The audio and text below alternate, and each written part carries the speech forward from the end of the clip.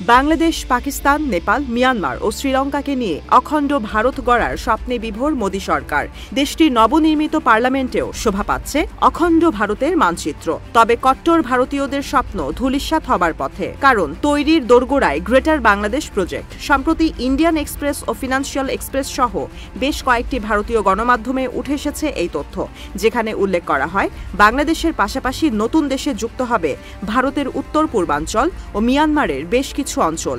ইতোমধ্যে প্রকাশ করা হয়েছে গ্রেটার বাংলাদেশের মানচিত্র, যেখানে বাংলাদেশের সঙ্গে যোগ করা হয়েছে মিয়ানমারের আরাকান, ভারতের বিহার, ঝাড়খণ্ড, উড়িষ্যা ও পুরো উত্তর পূর্বাঞ্চল বা সেভেন সিস্টার্স। ১৩৫২ থেকে ১৫৩৮ সাল পর্যন্ত প্রায় ২০০ বছর বাংলা শাসন করেন মুসলিম সম্রাটেরা। ভারত ও মিয়ানমারের এই অঞ্চলগুলো সে সময় মুসলিম সাম্রাজ্যের অংশ ছিল। নাম প্রকাশে অনিচ্ছুক ভারতীয় গোয়েন্দাদের বরাতে জানানো হয়, সালতানাত-ই-বাংলা নাম ব্যবহারের মাধ্যমে ফুটে উঠেছে মুসলিম সাম্রাজ্য পুনঃপ্রতিষ্ঠার আকাঙ্ক্ষা।